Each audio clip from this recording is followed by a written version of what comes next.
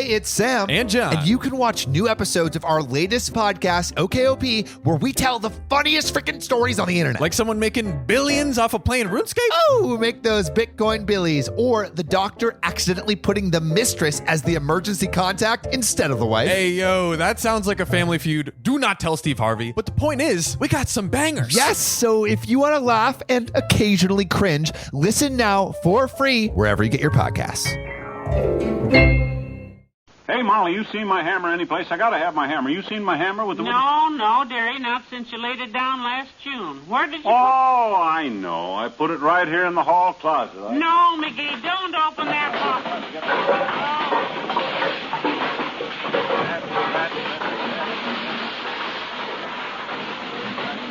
my hammer out of it. Yes, it's Fibber, McGee, and Molly.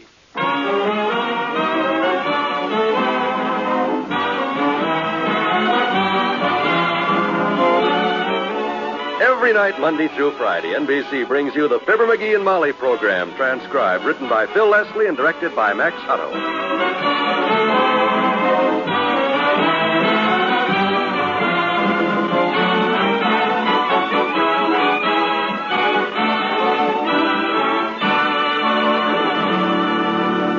Meet the safe driver. If you know what makes him stay alive on the highways, you may be able to follow his good example. He's not too hard to find. You can always spot him by the way he drives. He shows courtesy for other drivers by signaling turns and giving them the benefit of any doubt. He knows that speed is his greatest enemy, so he slows down at night, in bad weather, in crowded traffic, and on narrow roads. He knows and obeys the laws written to help save his life. And most important of all, he drives as though the country's highway accident problem is his personal problem, which it is. Remember, few accidents happen with safe drivers. Are you one of them?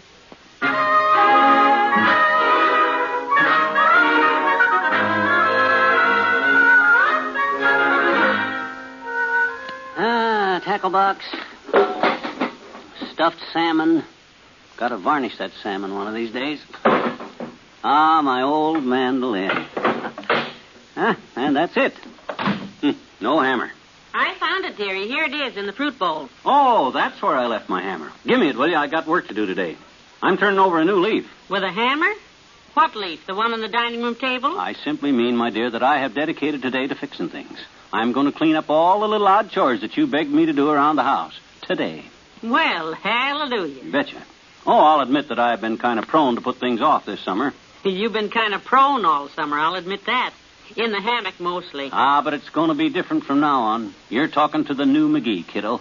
A McGee that's full of pepper, energy, ambition, modesty, and a high sense of responsibility.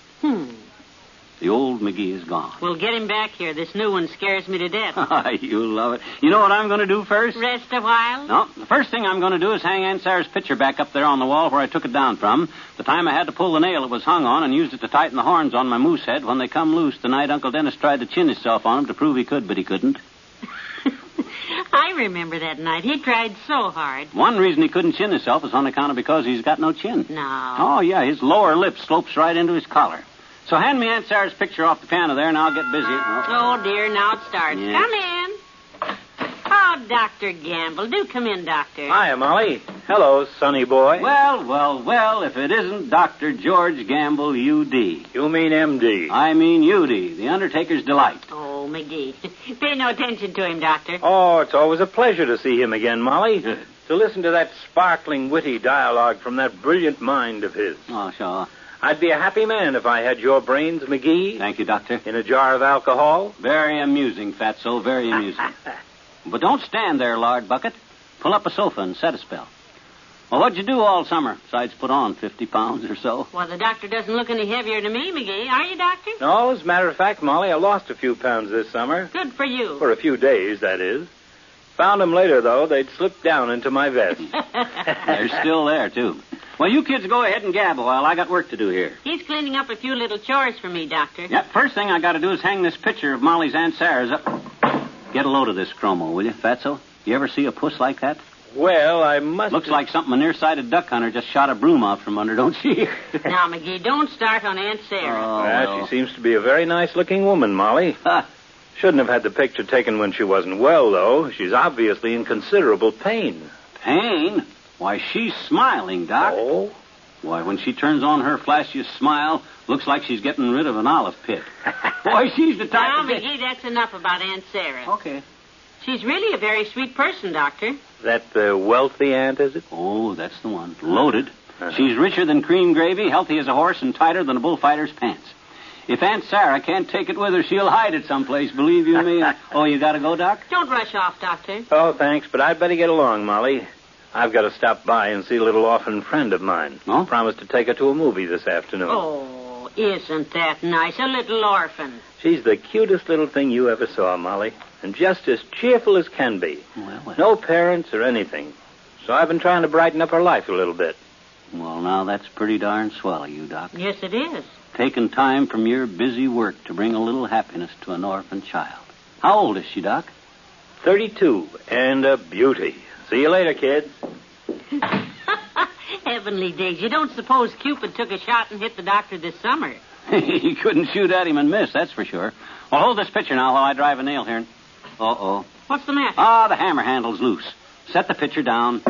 I'll run and get my toolbox out of the basement and tighten this hammer.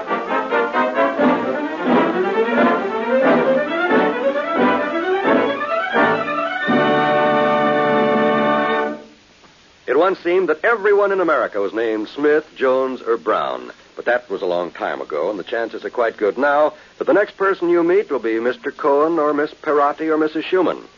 Perhaps because so many Americans have roots in the countries of the old world, we're anxious to help those in Europe and Asia who are living in need or who are actually starving. That's where CARE comes in. For $6.95, CARE delivers a new budget food package in 14 European countries. Or for $10, CARE delivers baby food, knitting yarn, or a pure wool blanket. If your name is Smith, Jones, or Brown, and you don't know anyone in the war-ravaged countries, CARE will choose a needy family for you, and you'll very likely hear from them after they've received your package. Just send $10 or $6.95 to CARE, New York.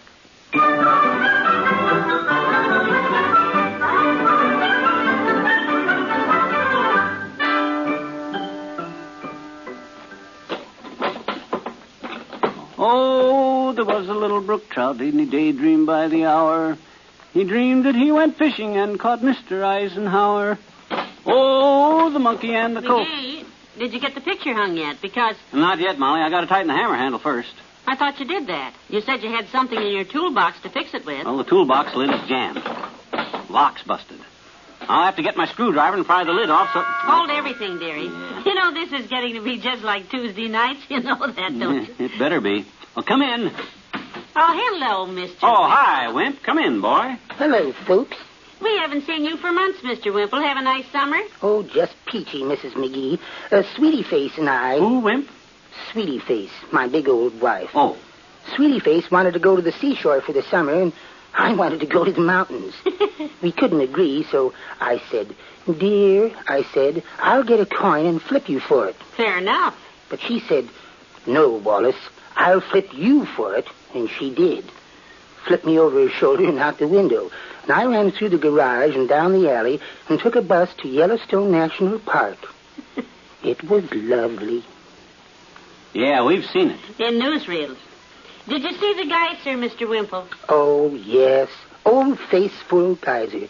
That's an amazing... No, Wallace, no. Old Faithful, they call it. Not Faceful. Did you ever lean over it when it went off, Mr. McGee? Touche. My goodness. I got my whole face full of Old Faithful, all right.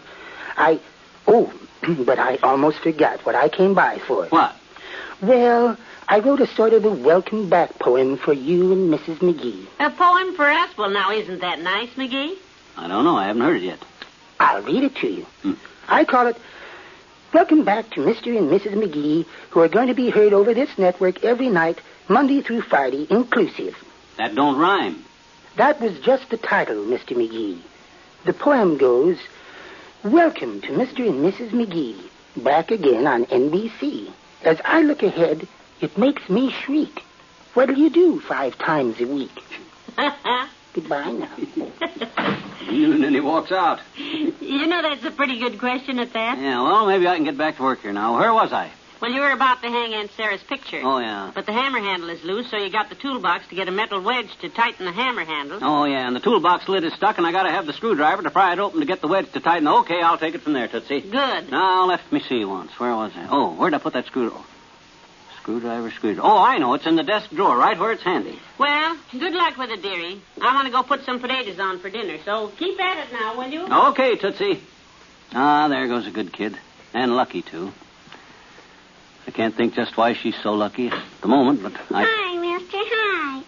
Well. It's me, Teeny. My gosh, Teeny. Come on in, sis. Park the frame. Pull up an ottoman to rest your bottom on. Gee, mister, you haven't changed a bit, have you? Oh, what you been doing, sis? What's new? Give me a rundown on the latest developments in the lollipop and hopscotch set.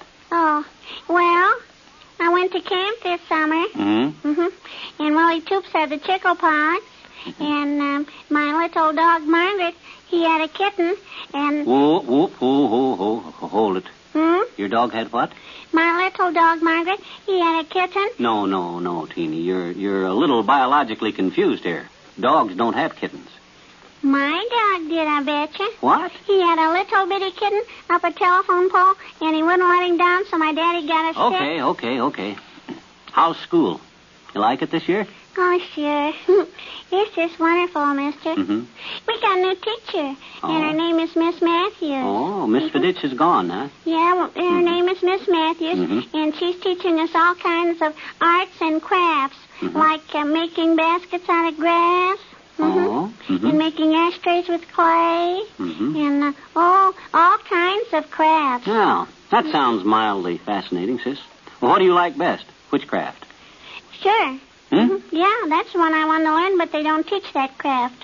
What do you mean they don't teach that craft? Don't teach which craft? No. No, I asked the teacher. She said no. Well... They don't teach it. Don't teach what? What you said. Witchcraft. For the... Miss Matthews says, now, children, we're going to learn arts and crafts. And she says, what would you like to learn best, Teeny? Which craft? And I said, yes, ma'am. And she said, answer the question. And I said, I did. And she said, witchcraft. And I said, yes, ma'am, witchcraft, because if I could ride a broom... Yeah, I know. Now, look, sis, it's been very nice talking to you, but I got a little work to do here, so if you don't mind... Oh, gee, I like to stay and help you, mister, but I have to go now. I have to meet my mama downtown. She's down at the saloon. Well, your mother's at the saloon? The Wistful Vista Saloon of Beauty. She's getting a haircut. Well, that's not saloon, Teeny. That's salon, sis. Salon, mister. Cute kid. But that ain't getting Aunt Sarah's picture hung. I can just get this dad-ratted desk drawer open to get the screwdriver to pry the lid off the toolbox to get the thing to fix the hammer to hang the picture. Did you get that picture hung yet? Because... Now what? The screwdriver I need to pry open the toolbox is in this desk drawer, and look at it. It's locked. Well, unlock it. Do you know where the key is? Yes. Where? In the toolbox. Oh, this is ridiculous. I'll say it is.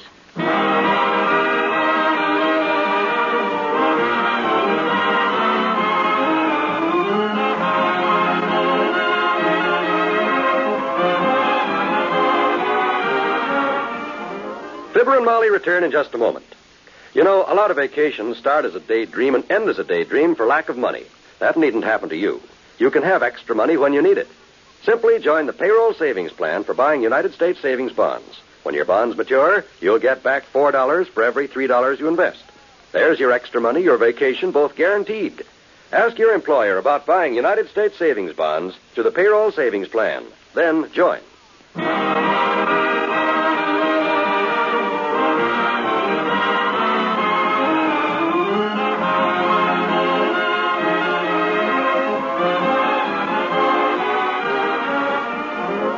Heard on tonight's transcribed program were Bill Thompson as Wallace Wimple and Arthur Q. Bryan as Dr. Gamble. The part of Teeny was played by Teeny. And here are Fibber and Molly to say... Good night. Good night, all.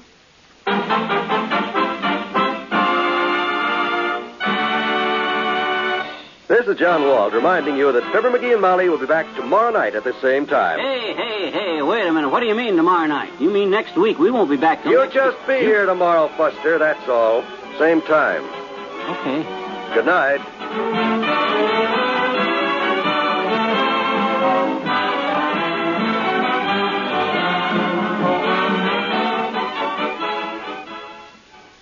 Can You Top This? Tonight on the NBC Radio Network.